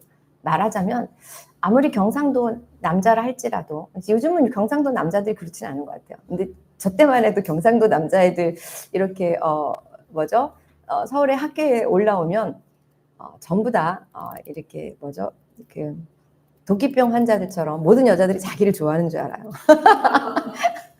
전 그래서 매우 놀랐어요. 그러니까 경상도 남자들이 다 그렇진 않은데 어쨌든 제가 만난 몇몇의 그 경상도 남자를 보면서 너무 놀랐거든요. 그렇게 보수적으로 아들만 위하는 그런 가정 속에 태어났다 하더라도 즉 누나들이 모두 다 자기를 위해서 헌신했고 이렇게 고귀하게 자랐다 할지라도 이 경상도 남자가 사랑에 빠지게 되면 어떻게 해요? 자기야 거기 있어. 내가 설거지는 할게.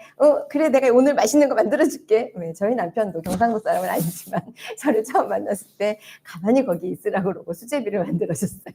네. 이렇게 사랑을 하게 되면 뭐예요? 넘쳐요. 타자에 대해서, 타인에 대해서 어떻게 해요? 그 사랑이 넘치는 사랑이 타인을 인정하게 해요. 차이를 경험하게 돼요. 내 자신이 탈중심이 돼요. 네. 요즘 여자들도 얼마나 공주같이 자라요. 아무것도 못해요. 막 집안에 그 딸내미 집에 가면은 막 그 딸내미 방에 가면 엉망진창이죠. 발 디딜 틈도 없죠. 그런 아이들이 결혼을 해갖고 뭐 남편하고 뭐 다르겠어요. 똑같겠죠. 그렇지만 사랑을 하면 열심히 남자가 더 치울 수 있겠죠. 네. 그렇게 치우면서 말을 아껴라라고 얘기하더라고요. 근데 어디서 보니까. 네. 근데 어쨌든 중요한 것은 이 넘침에 의해 가능하다라고 하는 것, 이런 특별한 어떤 사랑의 눈먼 사건에 의해서 이러한 어떤 사랑이라고 하는 것의 차이를 경험하는 것, 그리고 내가 탈중심적인 어떤 그런 존재가 되어가는 거, 그러면서 내가 탈중심이 되고 상대방이 탈중심이 되면 어떻게 해요? 이전과 다른 둘이 그대로 형성이 되는 거예요. 네, 그래서 둘이 온전히 또 다른 둘로서 마치 모범답안은 없지만 또 다른 둘로서 사랑의 과정을, 그 지난한 과정을 이렇게 이루어 나가면서 진리를 생산해 나간다라는 거죠. 그래서 이것이 바로 사랑의 유적 절차. 여기서 유적이라고 하는 것은 제네릭이라고 하는 바디우의 개념어인데요. 모든 진리는 진리가 있으면 따라오게 되는 절차들이 있는데 그 네 가지, 그것이 바로 유적 절차고, 이 유적이라고 하는 말은 실제로는 그것이 이거다라고 하는 투명성을 갖고 있기보다는 결정 불가능성, 그리고 분별 불가능성, 구별 불가능한 그런 특징을 갖고 있다라고 얘기를 합니다. 자, 네 번째. 자, 오로지 단지 하나의 유마니테가 있다라는 거죠. 인류가 있다. 바디우는 인류에 대한 모든 이상적이고 생물학적인 접근에 반대합니다. 자, 인류라고 하는 것은 이 세계에 모여있는 모두를 합한 거, 뭐 이런 어떤 생물학적인 이런 것이 아니다는 거죠. 인류라는 용어는 오직 네 가지 진리 절차, 네 가지 진리 절차를 얘기하지만 실제로 바디우는 이 진리 절차가 그 사회적, 그 역사적, 그 상황에서 변경될 수도 있다라는 것을 전제합니다. 하지만 현 사회 속에서, 현 시대 속에서는 이 네 가지 진리 절차만 있다라는 거죠. 이거를 지지하는 것으로, 즉 진리들의 무한한 특수성을 지지하는 것으로만 이해한다. 자, 진리라고 하는 것은 무한성을 갖기 때문에 진리입니다. 보편성을 갖기 때문에 진리입니다. 그런데 이러한 것들을 지지하는 그 하나로서 사랑을 얘기하고 있다라는 거예요. 바디우가 말하는 사랑에는 제3이란 없으며 사랑의 둘은 모든 셈에서, 즉 기존의 지식에서 벗어난다. 모든 사랑에는 분리가, 그리고 이 분리에 대한 진리가 있음은 과정으로서의 사랑으로부터 출발해야 함을 알려준다. 즉 바디우에게서 분리를 가능케 하는 이 둘의 무대는 하나의 과정이고 따라서 힘든 노동이기도 하다. 베케트의 작품을 볼 때 바디우가 사랑은 둘이 둘로서 존재할 수 있다는 것에 대한 힘든 조건이다 라고 말을 하는데, 그때 우리는 이 의미를 더욱 잘 이해할 수 있다 라고 합니다. 둘의 도래는 본질적으로 만남이라는 우연적 사건을 전제하는데, 이러한 사건은 사라짐의 형태를 전제할 수밖에 없습니다. 그러나 사건에 대한 명명을 통해, 즉 사랑을 선언을 하며 사건은 고정됩니다. 즉 사랑이 고정됩니다. 그리고 상황을 선언하는 이름은 둘이라는 분리하에 알 수 없음으로써의 공백을 뜻합니다. 사랑이란 사랑한다는 첫 번째 명명에 대한 끊임없는 충실함입니다. 그래서 사랑한다라고 하는 고백은 바디우에 의하면 끊임없이 이루어져야 된다라고 얘기합니다. 네, 아무리 나이가 들었어도, 그래서 둘이 무덤덤하더라 하더라도, 육체적 관계가 소홀하다 하더라도 뭔가 사랑한다는 느낌이 안 들면, 뭔가 나에게 대해서 소홀하다라는 생각이 들면 왠지 섭섭합니다. 그래서 그때마다 뭔가 거기에 대한 제 확인이 필요하다라고 바디우는 얘기합니다. 네. 이런 얘기를 이 조재룡 선생님은, 여기 이제 사랑 일찬을 번역하신 이 조재룡 선생님은 바디우의 사랑은 너무 윤리적이다 라고 비판을 하면서 자기는 그런 사랑을 받아들일 수 없다 라고 얘기합니다. 근데 바디우는 앞에서도 봤다시피 사랑에는 별로 윤리적인 게 없다라고 얘기를 해요. 단지 바디우가 말하는 진리를 사랑하는 어떤 인간의 마음, 그 마음에는 어쨌든 진리를 계속 진행하고 싶어하는 그런 염원, 즉 윤리라기보다는 좋은 거에 대한 사모함, 이런 것이 있다라는 거죠.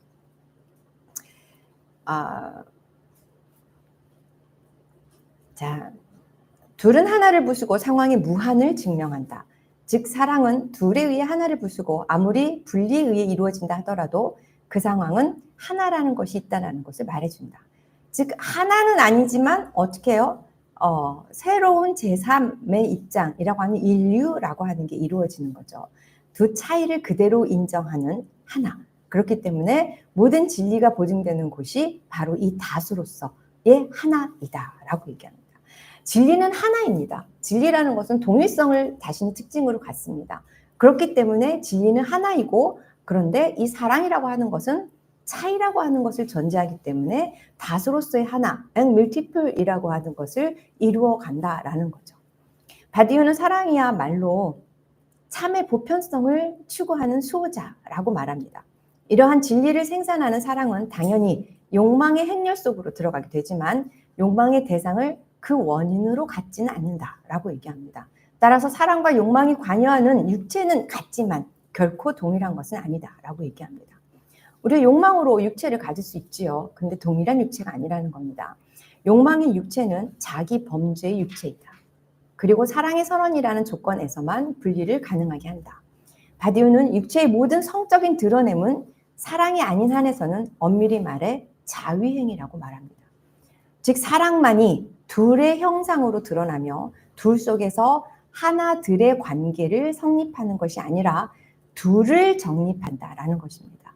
이러한 진리는 당연히 성적인 모든 지식에서 벗어나는 것이며 바디우는 성적인 지식으로부터 여자의 언표는 숙명적으로 존재론적이고 남자 언표는 본질적으로 논리적이라는 결론을 얻을 수 있다고 말합니다.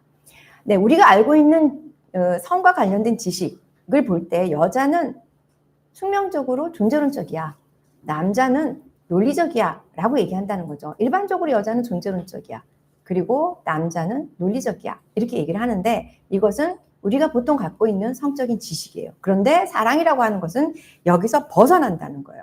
하지만 이러한 성적인 지식의 갈등을 통과해야 한다는 거죠. 편견을 통과해야 한다는 거죠. 이러한 성적 지식의 갈등을 통과하면서 생겨나는 무대, 즉 분리된 방식으로 진실하게 서로를 아는 것, 이것이 사랑의 진리를 짜내어가는 길이다라는 겁니다.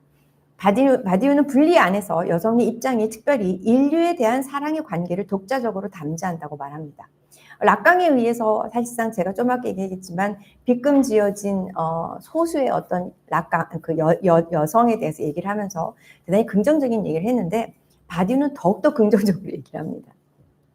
인류가 네 가지 진리 절차, 유형이 잠재적 짜임새라고 한다면 여자 입장에서는 사랑이 이 네 가지를 한데 묶고 남자 입장에선 각각의 진리 유형들이 다른 유형들을 은유적으로 표현하며 각각의 유형 안에서 인류를 내재적으로 긍정한다라고 합니다. 윤리라는 함수 안에서 보편적 총체성을 지탱해 주는 것은 오히려 여자 입장이고 남자 입장은 인류를 구성하는 것들의 잠재성들을 은유적으로 분산시킨다고 얘기합니다. 근데 저는 구체적으로 이것이 바디우가 무엇을 얘기하는지를 잘 모르겠더라고요.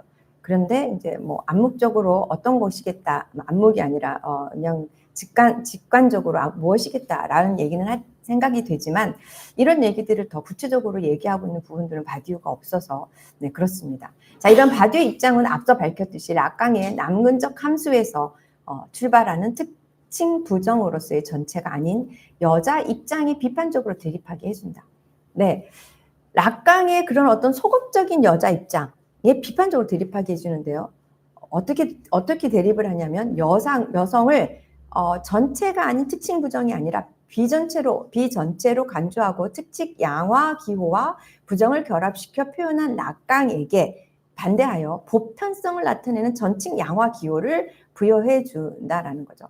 근데 여기서는 잠깐만요. 락강에게는 보편성을 나타내는 전칭 양화 기호는 남성의 입장이었다. 그러나 바디우는 이 관계를 뒤집어 놓는다. 바로 사랑을 통해 락강의 보편성을 나타내는 거세 함수, 즉 남근적 사랑을 폐기하고 진리 절차의 전칭 양화사를 즉 인류라는 보편성을 여자들에게 오히려 다 돌려준다라고 얘기합니다. 네, 다 왔습니다. 나가면. 네. 자, 앞에서 조건들 내지는 존재와 사건에서는 바디웨이의 그 철학적 개념어들을 사용해서 자신의 생각들을 얘기하고 있기 때문에 조금 그것을 전달하는 데 있어서 어려움이 있습니다. 많이 풀어서 설명해야 되고, 근데 앞서서 얘기했던 사랑 애찬이라든가 철학과 사건 내에서의 담화는 이게 말로써 얘기를 하고 있는 거기 때문에 훨씬 더 우리가 이해하기가 쉽습니다. 자, 이제 결론을 맺어보려고 합니다. 자, 바디에게서 모든 진리는 자신의 무한한 생성과 관련된 영향을 지닙니다. 네, 진리는 무한하기 때문에 엄청난 생산력을, 그 영향을 갖고 있죠. 그러나 이러한 진리는 동시에 어떠한 무력함도 갖습니다. 그 이유는 그 영향력이 미치는 범위가 전체일 수 없기 때문입니다. 그것으로 인해서 이루어지는 것은 어떻게 보면 불확실성입니다. 우리가 사랑도 진리가 갖고 있는 불확실성, 즉 이게 정말 사랑일까라고 하는 불안함, 불확실성, 그러면서도 사랑이라고 우리가 선언하면서 그것을 어떻게 보면 사랑의 주체로서 매진하는 그런 어떤 과정을 갖게 되고 결국에는 진리를 도래오게 하는 것처럼 이 진리가 갖는 이 무력함이 있다라는 거죠. 사랑도 마찬가지다. 사랑이 갖는 진리의 보편성은 그러나 사랑이 갖는 진리의 보편성은 낮은 자나 높은 자를 서로 대화할 수 있게 해준다. 예컨대 사랑 때문에 고통스러워하고 있는 왕은 그 사랑 때문에 시골 농부와 진솔하게 대화를 나눌 수도 있다. 사랑한다는 것, 그것은 온갖 고독을 넘어 세계로부터 존재의 생명력을 불어넣어 줄 수 있는 모든 것을 포획한다는 것이다. 이 세계에서 타자와 함께하는 이 행복의 원천인 사랑이 우리에게 기쁨을 안겨다 준다고 바디우는 말한다. 네, 사랑과 정치의 관계라든가 예술의 관계를 더 구체적으로 다루지 못한 아쉬움이 좀 있습니다. 하지만 마지막으로 바디우가 좋아하는 페소아의 시로 이 글을 맺고자 합니다. 네, 까이에루의 이름으로 쓰여진 시입니다. 사랑의 목동이라는 시의 5번째 파트인데요. 사랑이란 하나의 동행. 이제는 혼자 길을 걸을 줄 모르겠어. 더 이상 혼자 다닐 수가 없어서 어떤 선명한 생각이 나를 더 급히 걷도록 더 적게 보도록 만들며 동시에 걸으며 보는 모든 걸 좋아하게 만든다. 그녀의 부재조차 나와 함께하는 그 무엇. 그리고 난 그녀를 너무 좋아해서 어떻게 욕망해야 할지도 모르겠다. 그녀를 보지 못하면 그녀를 상상하고 나는 높은 나무들처럼 강하다. 하지만 그녀가 떠는 걸 보면 그녀의 부재를 느끼는 내게 무슨 일이 생겼는지 모르겠다. 나의 전체가 나를 버리는 어떤 힘. 모든 현실이 한복판에 얼굴이 있는 해바라기처럼 나를 쳐다본다. 네, 너무 아름답죠. 네, 내 전체가 나를 버리는 어떤 힘, 달 중심화 될 수 있는 그 힘, 넘침의 힘, 그것이 바로 사랑이라는 겁니다. 네, 감사합니다. 오랜 시간 들어주셨는데, 네, 질문을 하셔도 좋고요. 네, 여러분들의 생각을 말씀해 주셔도 좋고요. 잠깐 맛있는 게 왔기 때문에 잠깐만 나누고 네, 네, 마치도록 하겠습니다. 네, 아니 잠깐 나누고 말씀해 주시고 네, 질문 하시도록 하겠습니다. 주석 9번요. 뒷이야기에서 패스와 시집 아무리 읽어봐도 네, 이 뭐라고 평가하는 거예요? 그러니까 반플라톤주의, 플라톤주의 두 극단을 다 가지고 있다는 뜻인가요? 그 이명이라는 마치 이명을 통해서 우리가 볼 수 있는 건 오히려 반근대주의적인 성격이지요. 왜냐하면은 포스트 모더니즘적인 그런 다양한 차이를 얘기하고 있는 부분들이고, 그럼에도 불구하고 이 페소아가 어떤 얘기하는 정초적 의지라고 하는 것은 해체보다는 플라톤주의를 정초하는 데 더 가깝다라는 거예요. 거기에 대해서 자세하게 얘기하고 있는데 페소아는 이렇게 얘기해요. 뉴턴의 이항 정리는 밀로의 비너스만큼 아름답다. 이렇게 얘기할 수 있는 건 근대주의 철학자 내지 사상가라고 할 수 없는 거죠. 네, 뉴턴의 이항 정리, 이 수학적인 공리라고 할 수 있는 어떻게 보면 물리학적인 공리라고 할 수 있는 것이 밀로의 비너스라고 하는 어떤 예술 작품과 연결하고 있어요. 어쨌든 그러면서 이 패소화의 눈높이에서 우리는 아직 사유하지 못하고 있다. 그러니까 바디우는 우리가 다루지 못했지만 이 포스트 모더니즘이라고 말을 일컫든 아니면 탈현대라고 얘기를 하든 아니면 뭐 탈구조주의라고 얘기하든 아니면 포스트 막시즘이라고 얘기하든 무엇을 말하든 여전히 모더니즘 한가운데서 한 발자국 더 나아갔다라고 얘기를 해요.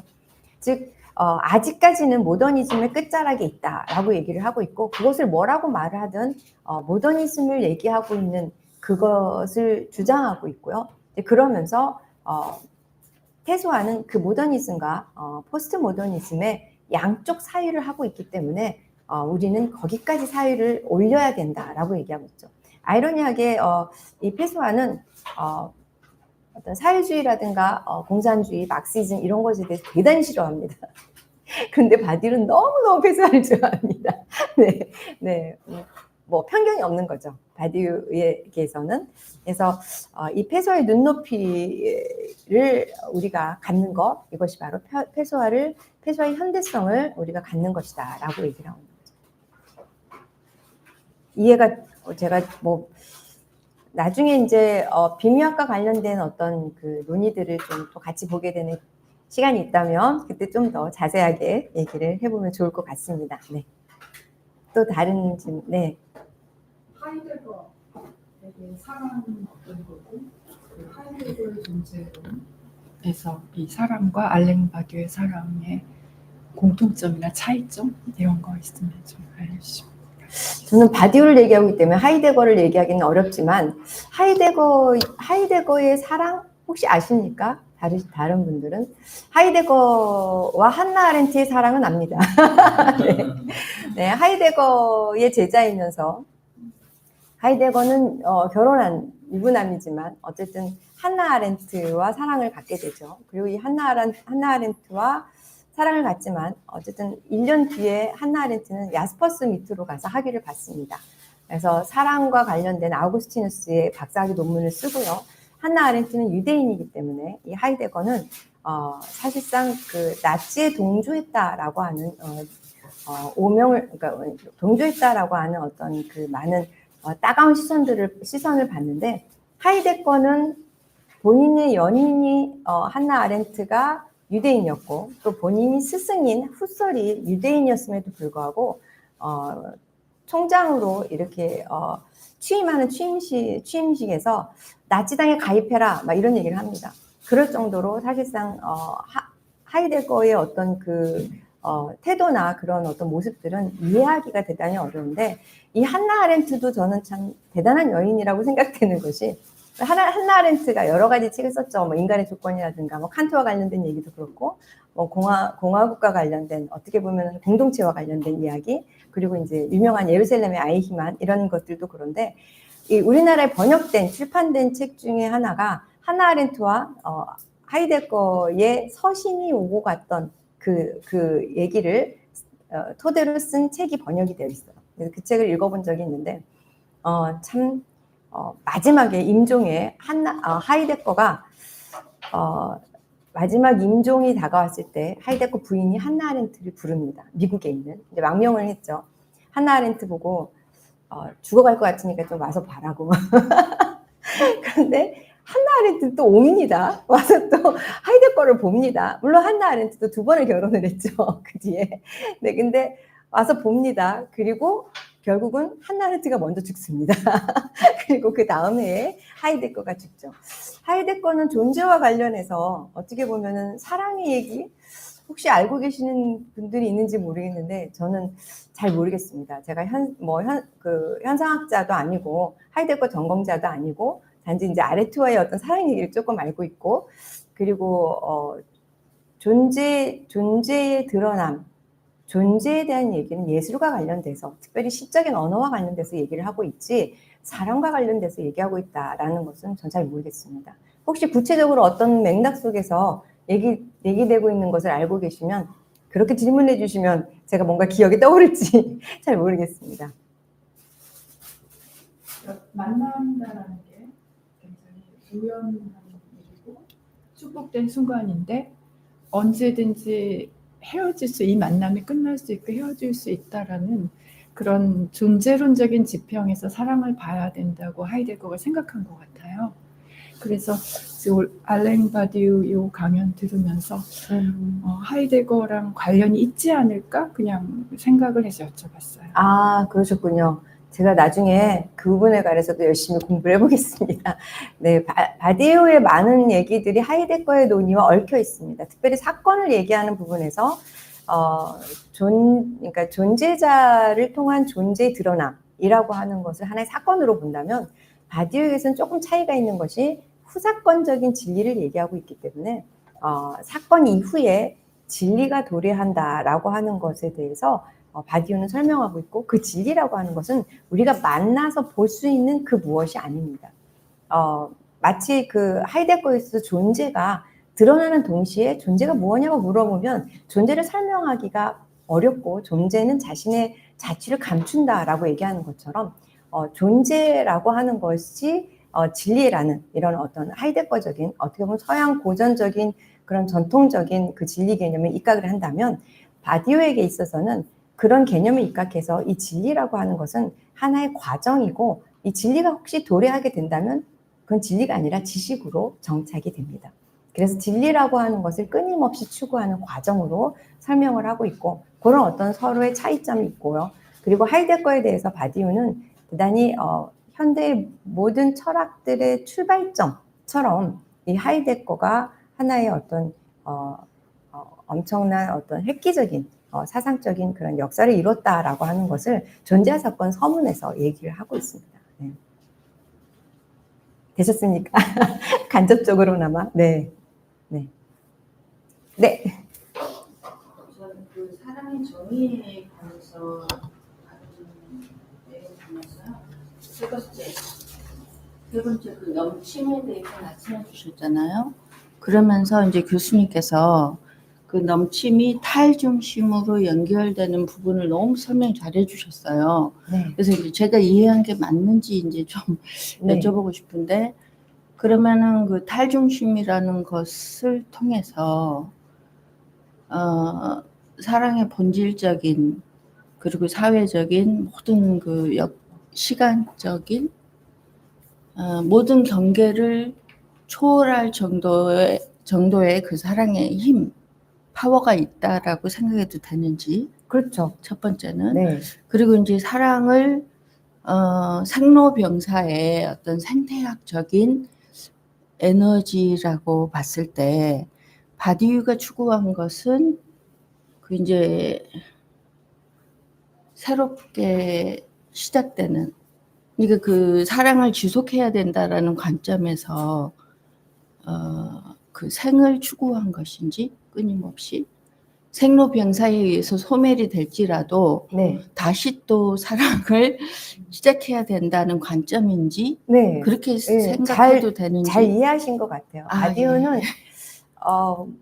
그러지 못한 사람이 있을지라도 사랑을 해야 한다라고 생각을 하고 있어요. 그래서 바디우는 주체를 얘기할 때 우리는 누구나 사랑을 할 수 있기 때문에 사랑에 있어서의 주체가 될 수 있고요. 그리고 뭐 오늘도 뭐 국회 앞에 나가겠지만 그런 어떤 정치적 주체가 될 수도 있고요. 어떤 과학자나 예술가는 그런 과학적 주체, 예술적 어떤 주체가 될 수 있다라는 얘기를 하고 있는데요. 바디우가 여기서 말하고 있는 것 중에 제가 이렇게 좀 읽어드리고 싶었던 부분이 있었어요. 제가 까먹고 넘어갔는데 바디우는 그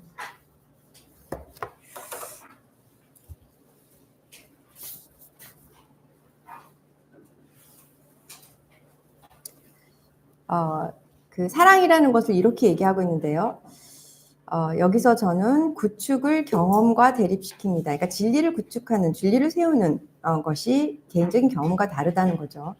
예를 들어 산에 올라 사랑하는 여인의 어깨에 기댄 채 황금빛 초원, 나무 그늘, 울타리 뒤에서 미동도 않는 검은 코 양떼들, 바위 뒤로 서서히 모습을 감추는 태양 등 저녁 무렵의 평화를 보는 자는 바로 나이며 그녀의 얼굴을 통해서가 아니라 있는 그대로의 세계에서 내가 사랑하는 여인이 저와 같은 세계를 보고 있다는 바로 그러한 사실을 나는 인식하는 것입니다. 나아가 이러한 동일성이 세계에 속한다는 것, 사랑은 바로 이 순간 동일한 하나의 차이가 된다는 패러독스를 저는 알고 있습니다. 따라서 사랑은 존재하며 사랑은 여전히 존재하리라는 사실을 약속합니다. 라고 얘기하고 있어요. 참 아름다운 장면이죠. 이게 아름다운 광경을 그녀와 함께 그 같은 세계를 보고 있는 그런 어떤 모습인데, 그러니까 사랑을 찬미하는 자예요, 바디우는. 네. 그리고 앞서 말한 것처럼 사랑을 하지 않고 어떻게 철학을 논할 수 있는가, 뭐 이런 것으로 생각이 되는 그런 어떤 철학자입니다. 이해를 잘 하신 것 같습니다. 네. 탈중심이라는 언술 그거는 바디우하고 관련이 있는 건가요? 아니면 교수님의 탈중심이라는 말은 조건들이나 존재와 사건에서는 사용하지 않았어요. 그런데 대담을 통해서 얘기할 때 탈중심이라는 얘기를 직접 하고 있고요. 네, 바디우가 직접 하고 있고요. 그리고 저는 조건들이나 존재와 사건을 통해서 탈중심적인 이 얘기를 감해서 하고 있었는데 바디우가 정확하게 다시 한번 얘기를 하고 있더라고요. 그래서 내 이해가 맞았구나. 왜냐하면 너무나 이 논리가 개념적인 언어로 사용이 돼서 되게 함축적이라서 정확하게 뭘 얘기하고 있는지 이해하지 못하는 부분들이 덜어 있거든요. 네. 네, 시간이 너무 많이 지나간 관계로 여러분들 너무 감사합니다. 여기서 마치도록 하겠습니다. 네, 감사합니다.